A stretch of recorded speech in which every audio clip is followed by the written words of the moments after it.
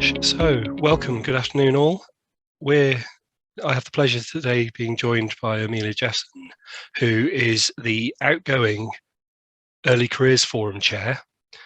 And as you're aware, the nominations and the election process is underway. And we're going to have an opportunity to speak to Amelia over the next roughly an hour to talk about her experiences, what the role involves, and to ask questions from yourselves eventually about what you want to know about the role. I've got a few questions to kick us off, and then feel free to either use the chat or when time comes, we'll call for you and you can voice your questions. Good afternoon, Amelia. Hello, hi. Hi, thank you for joining us.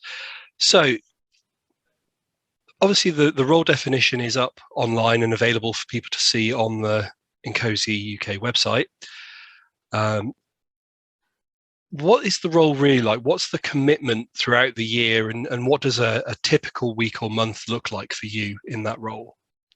Yeah, sure. So yeah, good afternoon, everyone. It's really great to see that there's some interest online today and participants, and yeah, hopefully can shed a bit more light on the role and the experience. And yeah, I think initially, firstly, yeah, it's a as the chair, you have a regular commitment every 2 weeks. We run as a committee. We have meetings every 2 weeks, and as the chair, you're responsible for chairing them, leading the sort of direction, and taking notes and minutes of what each meeting entails.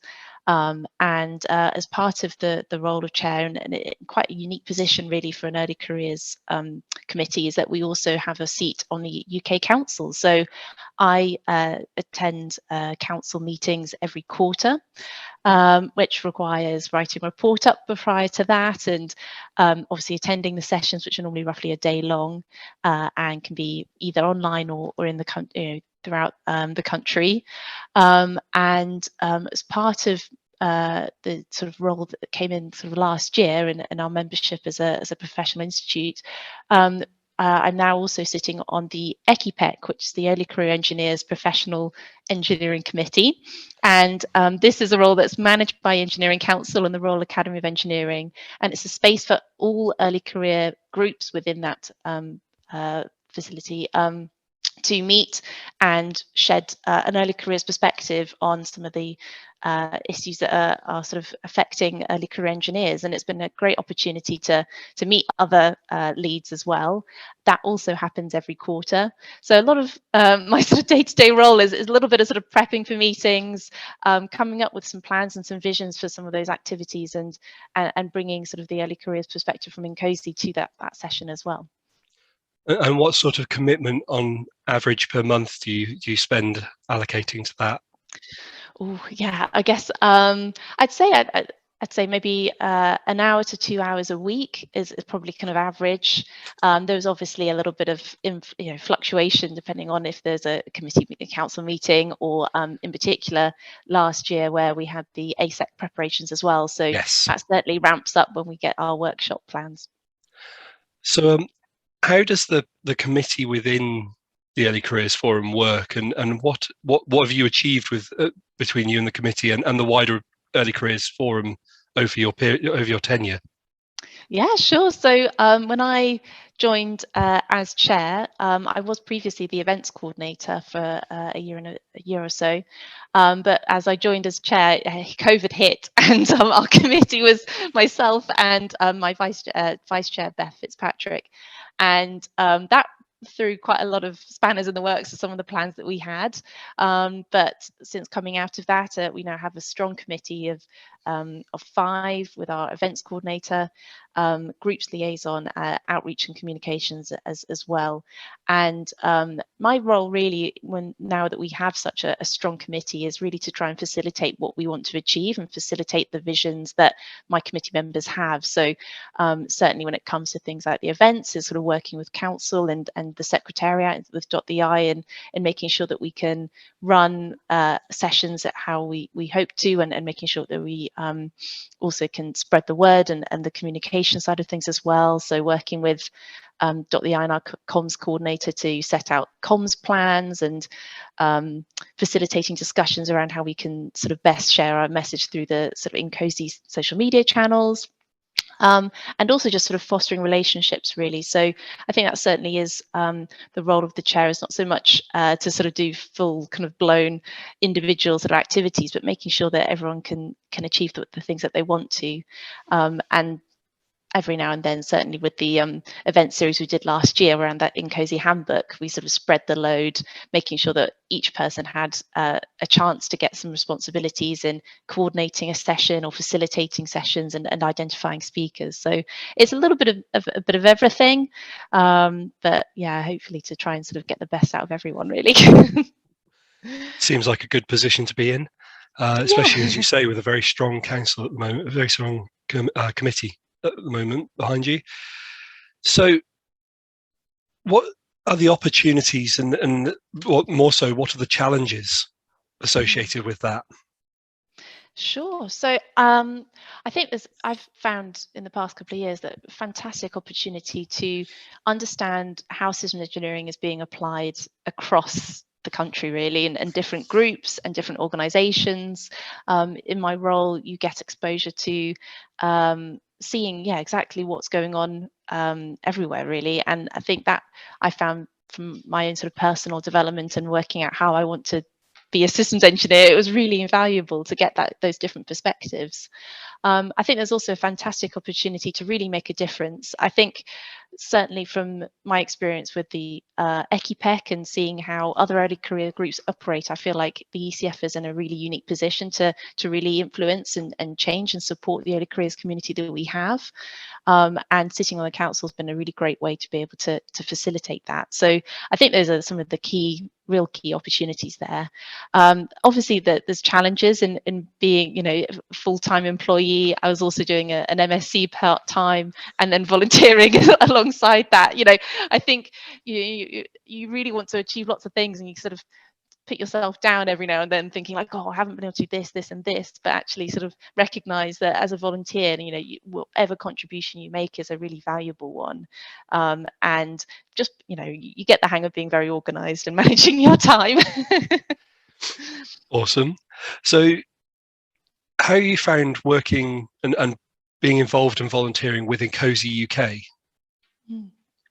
Yeah, so I think, as sort of touched on briefly already, that I think INCOSE UK may not necessarily be as large as some of the sort of bigger institutes like the IET and IMechE, for example, but it gives you an opportunity to sort of volunteer and get involved in quite a lot of different things. So certainly sort of sitting on the council, you get to be involved in how INCOSE runs and get an insight into how that works, which has been really, really useful.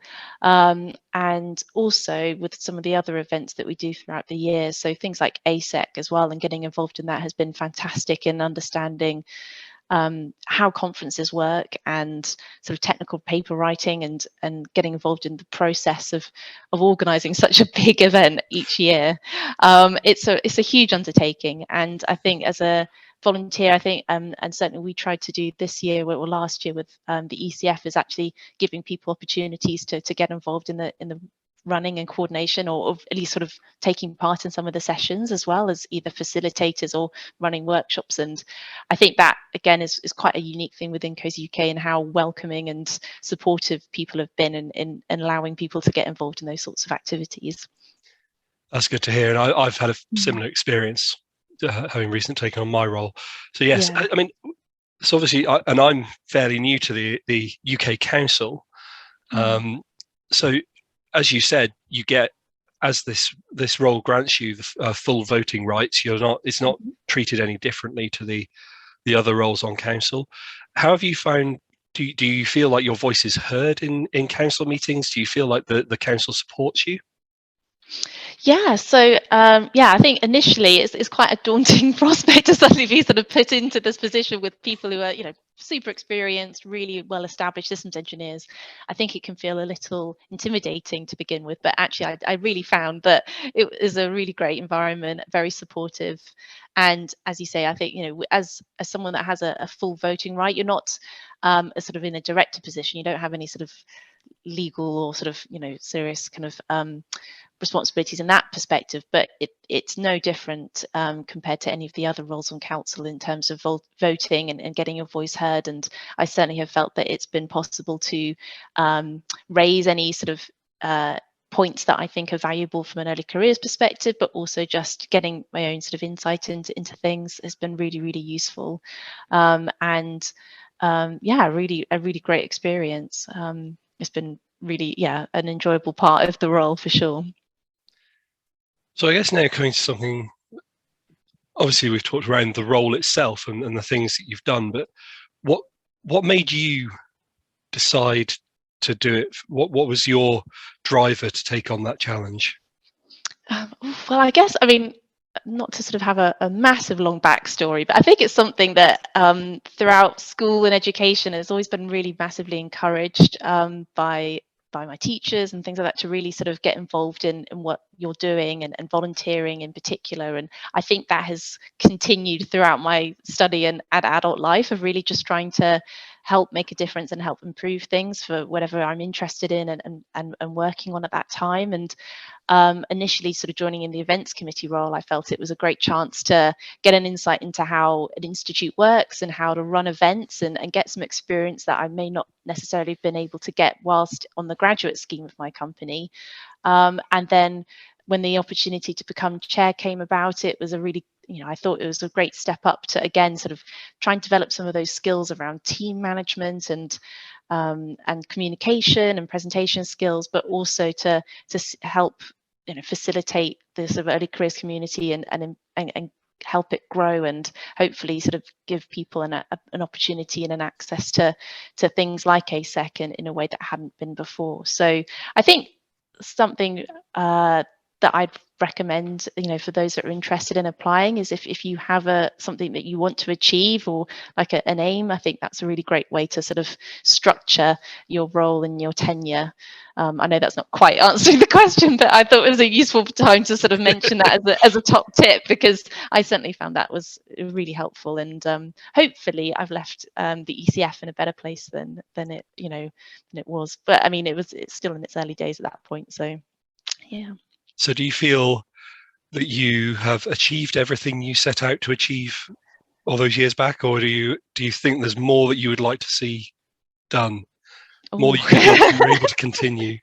Yeah, if I had a full-time job, it'd be great. But I think on the whole, yeah, I really do feel like I have achieved what I wanted to. I think when I first joined the ECF, there was a great sort of starting committee in Omar and Manny that have since, and Jeremy as well, that have since sort of moved on from being an early careers person. And I really wanted to be able to keep that the enthusiasm and the interest in early careers going. The other thing that I was really hoping to do was to try and improve access and insight into things like sort of professional skills development and career progression. And I think with the things like the event series, and then for the first time last year allowing ECF members to attend aspects of ASEC for free, was a really great highlight and a really great way to sort of finish the tenure. And it's great to see that the membership has grown as well since since starting. We had around 40 members, and now we're well over 100, which is great to see. We're now kind of representing almost 10% of all of INCOSE UK. So it's it's exciting. It's good to see a new cohort of people coming through. Yeah. And certainly, I think, as you said, ASEC was definitely, I felt a different energy, a more enthusiastic, excited energy around ASEC, partly because of the youth, the younger early careers people being there. What about for you in your career? What do you think you can take away from the role that's helped you to develop? Gosh, yeah. Well, I think certainly there's some really useful sort of business and management skills that have been I've been having an opportunity to practice during this role. So exciting things like budgets. We don't officially have a budget as ECF, but what we can do is put business case forwards and try and sort of put those things across whenever is required, and actually sort of having those discussions with it's INCOSE in a way is, it still has to be treated like a business in some respects. So it's been useful to get that sort of insight in how those sorts of things operate and manage, and certainly kind of communication and networking and all those sort of, I guess I wouldn't say necessarily soft skills, but those types of things have given me real confidence in my day-to-day project work and ability to really practice those in an environment that's outside of my organization has been really invaluable for sure. So yeah, no, it's been a great experience that I've really enjoyed, and then plus made some really great connections along the way. So yeah. And I guess the question then is obviously, how did you get the support of your business to do this? I mean, what's the business? You talked about business cases just then, but how might a prospective nominee go about selling them the prospect to their business? Yeah, well, I think in some ways, yeah, and I don't know whether it's necessarily that exactly needs to be sort of worded in this way, but I think it's fantastic personal professional development opportunities that the company doesn't necessarily have to fully pay for training courses or anything like that, but it's a fantastic asset for people to get that exposure to how an institute works, how other companies are doing systems engineering, and all those sorts of things provide like a really great opportunity, I think, for a company to be able to understand and get those skills brought back into their own organization. I also think it's a really great way to I think promote the company in some ways as well. I mean, as at one point we had as our organization, we had the INCOSE UK chair and the ECF chair all from the same company, and I think that again, that's a great thing for a company to be able to promote as well. And as I said, yeah, I think also bringing that knowledge back and those connections back, it's been really useful, both as an individual and for the company. So I know we didn't we're off the script now. Okay. So once if there are questions that people who are with us want to ask, start getting them ready, and I'll come to you in a moment. What opportunity do you think, and how do you feel about the potential future of INCOSE and the transition to IFSI, and whether that might affect or could be used as a springboard to help the ECF? Oh yeah, well, I think it is. It's an exciting time, I think, certainly to be involved in INCOSE UK, and soon to be IFSI for sure.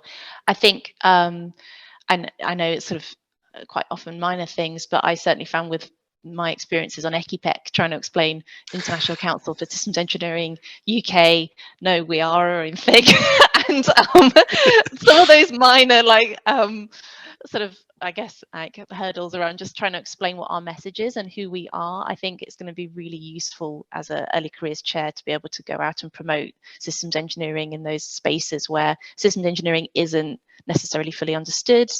And certainly one of the aims that we want as ECF is to try and communicate what systems engineering is better. And I think those that were part of the handbook series may have realized that, that was one of our recurring questions to speakers, is how to explain systems engineering. And I think it does go back to, again, like if as an institute we are, as a collective, we're known as IFSI, I think that will really sort of help strengthen the message. So yeah, I think it's an exciting time, and I think there's going to be lots to be involved in the council through that transition as well for the future chair. So yeah, I mean, looking forward to seeing what happens. A little sad that I'm not involved anymore, but I think, yeah, it'd be really great to see what happens.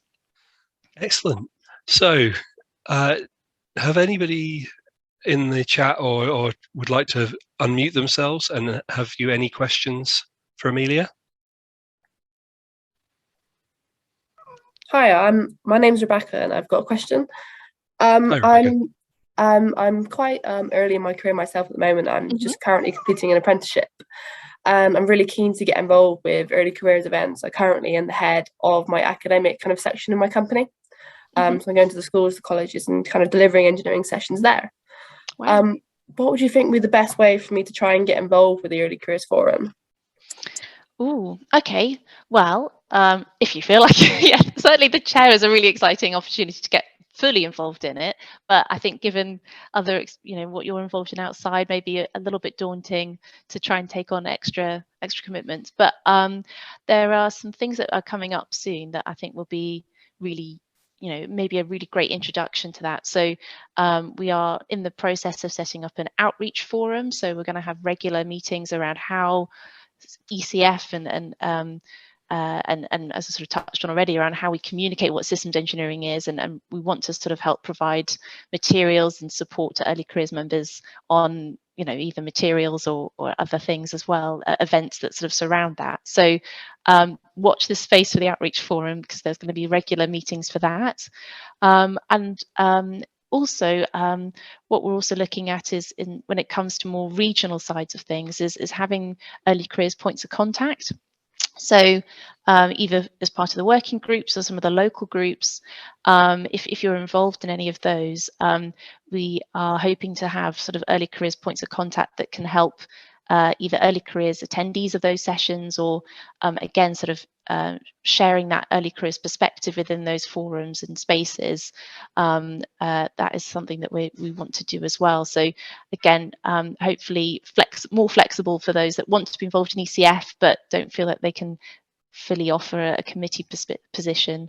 I think those are the things I'd recommend for now. And again, if you'd like any more questions, and please do feel free to get in touch with myself and all the committee members if you come across those. That's great, thank you. No problem.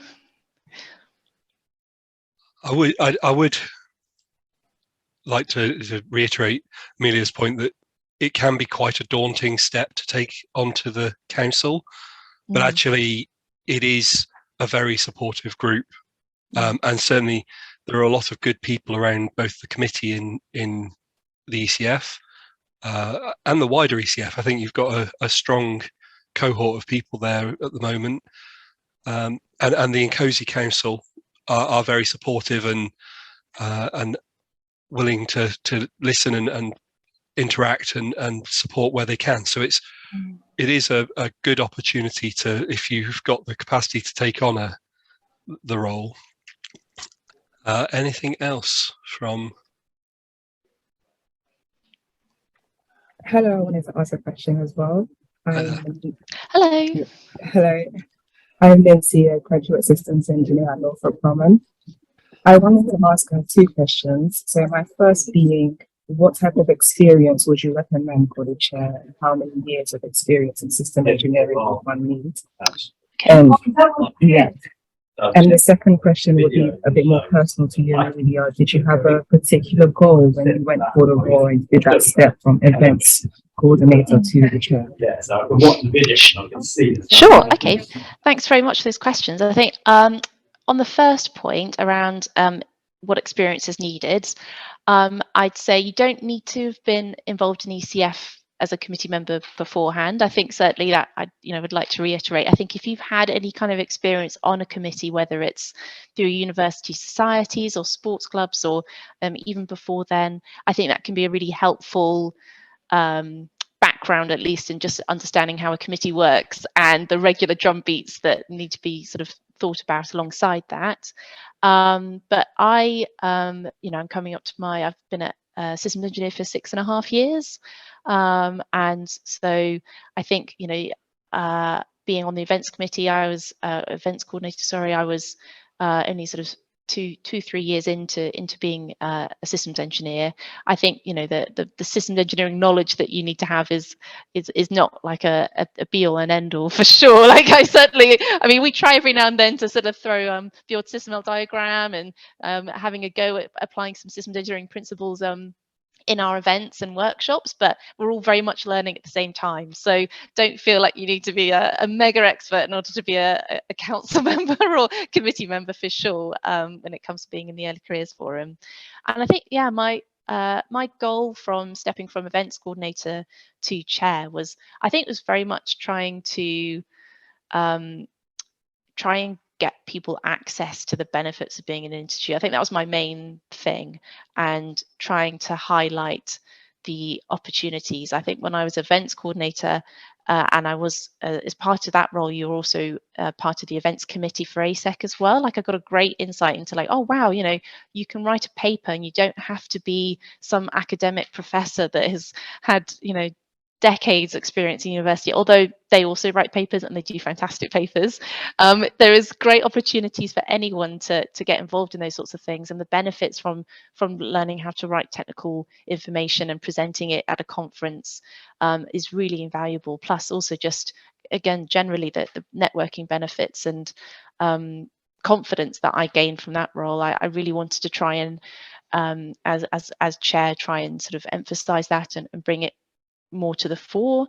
And we were really fortunate, although yeah, with COVID it made things tricky, and we did try and sort of do as much as we could virtually. I think when things opened up and we had a full committee, that was really possible, and really happy that, you know, we were able to have regular events, drum beats, and get some real enthusiasm for the Early Careers Forum. So to expand on the first point there, Amelia, you mentioned, obviously, you ran the book club. Mm-hmm. You drew on other expertise. So, you know, you were mentioning that you don't necessarily have to have all the expertise yourself. Whereabouts did you go for the rest of, to help deliver those sessions? Yeah, sure. So the purpose of our handbook series was never really to sort of do a full blow-by-blow account of what's in the INCOSE handbook, but much more to try and shed a light on what the principles and theory that's in it actually looks like in practice, and getting some of that wider context around some of the themes and the topics. And the way that we did that is, as Andrew said, that we had external speakers that were involved each month, and we identified them essentially initially just going through all of the ASEC papers and presentations of the previous years and seeing who has written a paper on technical management processes, or how has someone done tailoring. And that was really sort of like our initial starting point, was just reaching out, and surprised at how friendly and open everyone was and responding back, and getting some really good speakers that way. We also internally looked to our own companies to see if there are any experts that would like to present and share, and again, that sort of brings back that whole benefits to the company as well. You know, it gets them an opportunity to get involved as well where they can, and also, yeah, just through our own sort of contacts, we, you know, and council supported us as well where they could. So for example, John Holt as well sort of helped again sort of put us in touch with other people, and yeah, certainly just is trying to sort of make the most of it, and as chair, it was really trying to sort of facilitate those discussions where possible, so helping sort of put comms together and things. So yes, so I think that's the key to the message there, is that that this role is not expected, I think, to have, if any, like it could be taken on by a first year graduate, or even potentially somebody who's still in education. If it's very much about supporting early careers, and the sort of, so what sort of skills do you think you might want to have, and I mean, you've talked a little about the ones that have developed, but what might, because obviously there is a process to go through here. What sort of things might a potential nominee, a candidate, want to sell themselves for the role? Yeah, sure. So I think having a curiosity is one thing. I know that's not a sort of a super tangible skill, but I think someone that is interested in wanting to find out more, wanting to get engagement from people, I think certainly is a key part of it.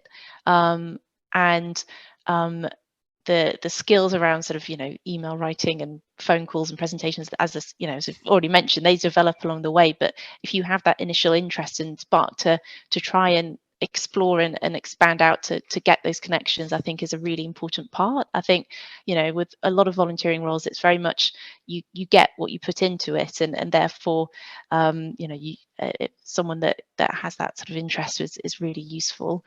I think yeah, as we sort of touched on already, like having some at least sort of basic, email, phone call communication is certainly a useful starting point, and organization skills and time management is quite a big aspect of it as well.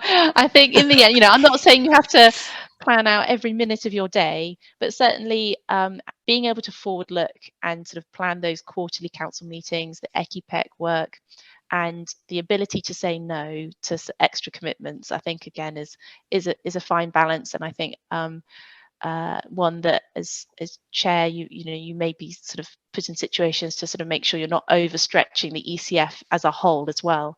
I think certainly, we've had some great interest and excitement around ECF, which is fantastic, but making sure that you're supporting your committee and making sure that they're not overstretched as well is a key factor of it. So I think there's a little bit of negotiation skills is really good to have if you've had any experience of that. And yeah, just having a bit of time management is great. And as you say, if you don't have them, you will learn them quite quickly. Exactly. Certainly. I think the one thing to remember with all of this, and it's true of all of the roles on council, so nobody is different in this way, that everybody's a volunteer. Everything that gets done by the INCOSE UK membership is done by volunteers.